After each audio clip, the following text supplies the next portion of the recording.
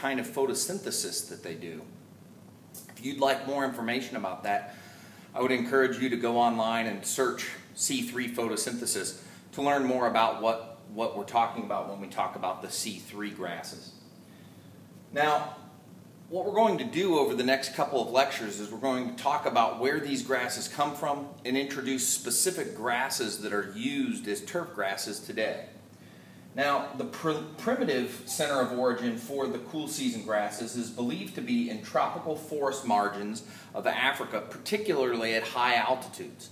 If we think about that type of environment in Africa, that would be a cool, moderately moist environment without a lot of temperature extremes. So this is the kind of environment that cool season grasses adapted in.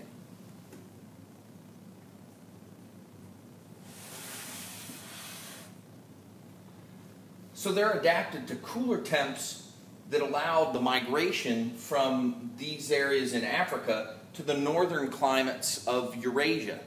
And so the grasses moved from what was once Africa and kind of Gondwana land up to Laurasia into what is now Europe and Asia. Again, cool temperatures prevailed, and regular rainfall and fertile, good soils were the areas where these grasses were well adapted and thrived and were able to achieve a landing spot that developed into a secondary origin. It's believed that the migration of these grasses from these areas likely occurred over mountain ranges, from mountain to mountain range to mountain range, and so on. And what's interesting is when we look at these grasses, these cool season grasses, and we look for where the greatest diversity of species of these cool season grasses occurs, it's generally found in those mountain ranges, so of various continents. So it's thought that as these grasses developed and produced seed, and that seed was dispersed via various methods, animals and grazing and wind movement and water movement, that these grasses were moved from mountain range to mountain range, again in this cool, temperate climate where there was plenty of moisture, good fertile soils, particularly at the base of mountains, and this is where these grasses really thrived.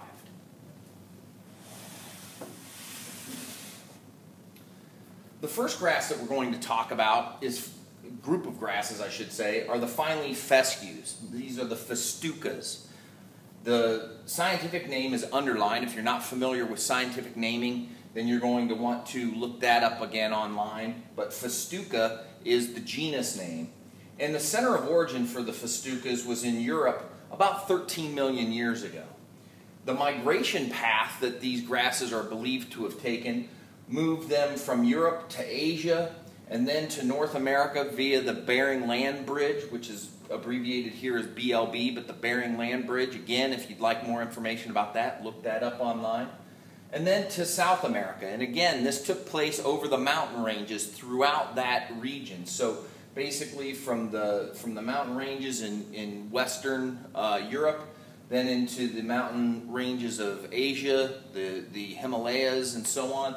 Then via the North American Bering Land Bridge, so through the Rocky Mountains, the Cascades, and the mountains of Alaska down through the Rockies into South America, into the Andes, and finally to the Patagonia. The festucas are found throughout that region. So it's believed that this migration occurred over 10 million to 3.5 million years ago. One of the oldest species is the sheep fescue species, which is Festuca ovina.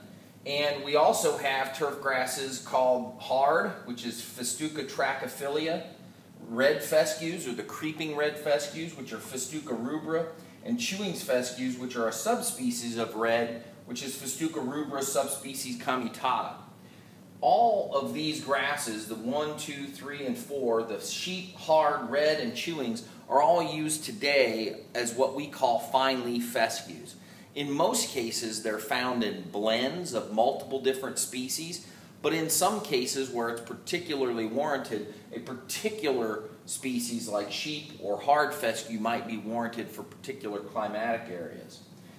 These grasses developed in a moderately shaded environment on the forest edges of the mountain ranges. So these forest edges with their moderate shade means that the fine-leaf fescues tend to be some of our most shade-tolerant grasses, and they're found pretty predominantly in areas where moderate to heavy shade occurs. They're well adapted to moderate, cool temperature climates that aren't too cold but aren't too warm either.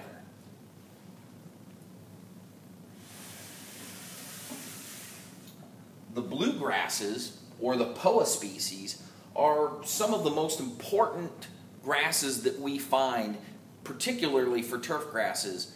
And this genus is very widespread, has thousands of species. It's one of the most well-adapted species or genera in the world.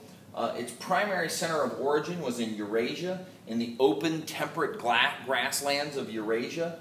Some of the species that we use today as turf grasses include grasses like Kentucky bluegrass, which is Poa pratensis, rough bluegrass, which is Poa trivialis, Texas bluegrass, which is Poa arachnifera, and annual bluegrass, which is considered a weedy grass but is extraordinarily well distributed around the world, being one of the 10 most widely distributed weeds in the world, and that's Poa annua. All of these grasses exhibit an ability to adapt to a broad range of environments, from hot to wet conditions and cool conditions. And these grasses are some of the grasses that are used to develop grasses that are suitable for new environments. One of the main grasses that has developed over the last several years is a grass we call hybrid bluegrass, which is a hybridization event from Kentucky bluegrass and Texas bluegrass that results in grasses that are more heat tolerant but contain the density and the dark blue-green color of Kentucky bluegrass that folks desire in their lawns. So the bluegrasses are a tremendously important group of grasses for us in the cool season group. The bent grasses, the Agrosta species, diverged about 2.2 million years ago. Their primary center of origin is believed to be in the south-central Mediterranean region of Europe, and today they're used mostly on golf courses. The bent grasses are also, or have been used in the past, as lawn grasses and meadow grasses. They're often found growing naturally along water streams and lakes and ponds, so they like wet, cool, wet conditions. They are widely used on golf courses, and there's three groups or three species that we use predominantly as bent grasses. The creeping bent grasses, which is Agrosta stolonifera, colonial bent grasses, which is Agrostis capillaris, and velvet bent grasses, which are Agrostis canina. These grasses have a broad range of tolerances, but in general, they need cooler, temperate environments to really succeed and thrive. When we get into regions like in Knoxville or farther south into Tennessee, over to Memphis where it gets hotter, the bent grasses begin to really struggle with their ability to adapt.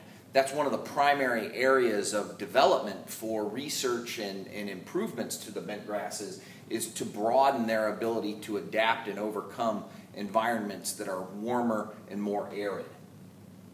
The ryegrasses, the Lolium species, diverged about 2 million years ago. What's interesting about the ryegrasses is that they're not very diverse. There's only 5 known species of ryegrasses. Their primary center of origin is believed to be in the Mediterranean, in open, warm grassland areas. There's a lack of freezing tolerance in the Lolium genus, and so it's unlikely that migration over the mountain ranges, as we talked about for the festucas, occurred bringing those grasses to North America. It's believed that their migration route, rather, went through Africa, then to Asia, and the ryegrasses, the Lolium species, were predominant through those warm, temperate areas of Africa and Asia and Australia. There are 2 main turf grasses that are used today: perennial ryegrass, or Lolium perenne, and annual ryegrass, or Lolium multiflorum. Annual ryegrass is used pretty broadly in low maintenance areas highway right-of-ways, construction areas, predominantly because, as its name might suggest, it's an annual. So it grows, produces seed, and then dies once a year. Whereas the perennial ryegrass maintains itself over the course of many growing seasons. These grasses are not very well shade adapted, and that leads us to believe that they developed on open grasslands, as we discussed in the Mediterranean area.